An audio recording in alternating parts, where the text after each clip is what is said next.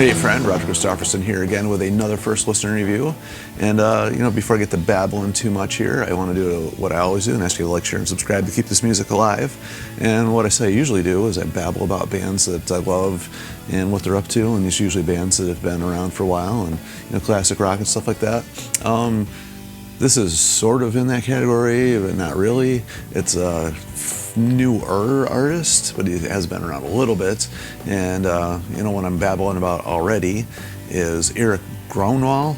I don't know if it's Gronwall or Gronwall. I really don't know how it's pronounced. I think Gronwall, but I don't know. Correct me, tell me how it's pronounced. I don't know. I always get things wrong when it comes to names. But anyway, he has a new album out. It's actually, I wouldn't say it's his first, but it's his first since leaving Skid Row. It's called Bad Bones, and in case you don't know who Erik is, I discovered him through a band called H.E.A.T, which is, I think they're Swedish, if I'm not mistaken, kind of a, I don't know how to describe them, they're kind of 80s throwback style band. They're a newer band. I say newer, they're still early 2000s, I think they started, and they just do high energy rock, and it's rock, but it's high energy, catchy stuff. And I don't know, just I like it. I can't make any excuses for it. I actually kind of like that style of music. It's almost like the 80s hair metal bands, but more powerful and catchier. A lot slicker production for sure, which some people love, some people hate. I'm kind of I'm right at the fence with what I think about that. Some are good, some are bad. But anyway, he was like the Swedish Idol. I guess he was, I don't know if he won or he was on, I can't remember now. But so he was in that band. He's got a YouTube channel where he does a whole bunch of cover songs, and I've seen a lot of stuff he's done on there. He's released like 3, I think, albums called Ear Explanations, where he just sings his versions of other people's songs, anywhere from something heavy metal to Whitney Houston. It's interesting to hear what he does, so if you're into that kind of thing. He's got a really cool voice, love his voice. Of course, he was in Skid Row for one album, which I love that album. I thought that was a great return to form for Skid Row. I was like really bummed when he quit. I don't understand the whole reason. I know it had something to do with his health, but then he went out on the road with Michael Schenker, recorded some music with him, and so now he's doing this, so I don't know really what the heck was going on there. The stuff he did with Michael Schenker was actually really odd. I got it knowing it was him singing it, but if you hadn't told me it was him singing, I probably wouldn't have recognized that it was him, because he sang at such a low register on that whole thing that I didn't think it really showcased his talents. But he did go out on the road and did a bunch of stuff, so I don't know if we'll get any live stuff from that. I hope so. Maybe there's stuff out there already that I missed. I don't know. If there is, let me know, because I'd love to hear it. But anyway, back to this album. This is his first album since all that. I think it's only his 3rd solo album of actually original material. Maybe it's only the 2nd. I don't know. I'd have to go back and look. But he's got a few earlier stuff. I remember getting the first one. I don't remember much about it, quite honestly, but definitely dig his style of vocals and singing, so I really wasn't sure what to expect with this. And for the most part, I really, really like this album. There's only one song on here that I really don't care for. The rest of it's cool. Somehow he managed to find a way to be very original in his style, and I don't know how much of this writing he was involved in, because he's a singer, there's cool guitar riffs on here, so not sure how involved he was with all that. I don't know how it works with some of these guys, but first song on here just kicked in, Born to Break.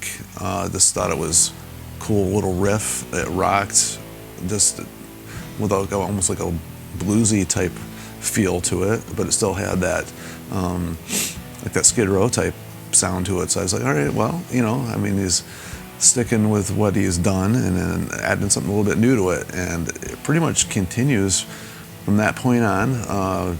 Title track is on after that, and kind of has that same feel to it.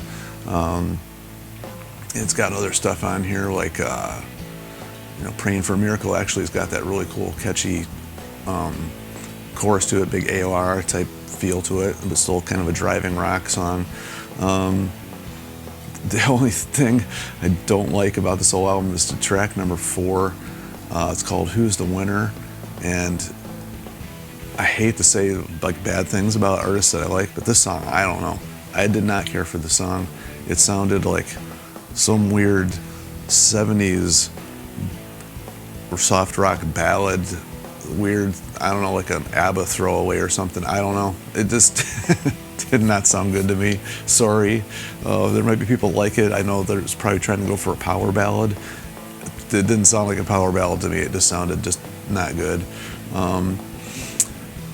He sang great on it, but the song itself was just so bad. I don't think I'll ever listen to that one again. But luckily, it gets back into like some cool hard rock after that. I mean, Lust for Life just has a cool pounding, thrusting feel to it. No, the rhythm just the same thing with actually Save Me. It's got a cool. That's a little bit more like just a rock and roll type tune to it. I guess it's just got that more rock and roll feel instead of like anything hard rock. And I like how he does that on this album, because I don't feel like anything on here is really super like heavy metal. Right on the verge of it a few times, but definitely hard rock a lot. And it's got a lot of cool bluesy little riffs running there. The guitar riffs on here are actually, pretty catchy. I actually like the guitar playing on here a lot, as much as I do as singing. But the singing definitely brings the songs up to that next level, brings these songs to life. He's got a very unique quality to his voice. It's him when he sings, except for the Michael Schenker album. And then there's another song on here called Hell and Back, which takes a little bit of a turn, a little darker feel to it. Like the rest of the song actually is more upbeat. It's got like a positive feel to it, even though it's got that bluesy edge. But it's a fun, upbeat, bluesy feel to it. Whereas Hell and Back has a really dark vibe to it. It just completely switches gears there. And then I don't know, the songs like How High are pretty cool. It's that one's more mainstream. I think that's down the middle of the road. Almost like they're going for another single with that one. Very catchy. Written in the Scars is actually a pretty cool song. I think that one might actually possibly be my favorite song on the album, and it starts out kind of ballady. It starts out with piano and then gradually builds as the song goes on. Very well written song. I think it was a great way to end the album. It wasn't like where a lot of bands just have either just a throwaway acoustic or a ballad. Sometimes that they hear bands do that, or a bonus thing they throw on here. There's none of that. It's not like a throwaway hard rock song. Actually, it's like I said, opening couple songs are great. Probably my two favorite of the hard rocking ones, and then this song just really just builds. It's a perfectly written song. Great way to end the album anyway. So not much more I could say about that one.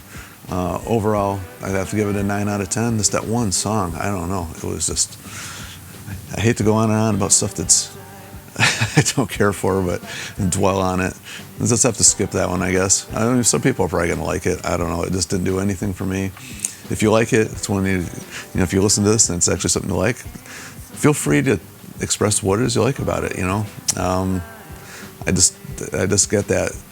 Like I said, it's a 70s vibe to it. I didn't feel like it fit well with the album. It might be something you could have done on one of your explanation things and fit really well in there, even though it's an original. But for me, it just didn't do it. The rest of it, great. Really, really like this album. I didn't go in with any really expectation, which I think is probably a good thing to do sometimes. Just don't go in with any expectation, and you'll probably be very pleasantly surprised, which I was. I really, really, really did enjoy this album. Hope everybody else does too. Check it out. It's definitely worth it. If you're in anything he's done in the past, I think you're going to really, really like this. So give it a try until he does something else or joins another band or who knows what, or until Skid Row actually finds a singer and I can listen to that one and review whatever it is they do next. We'll see you.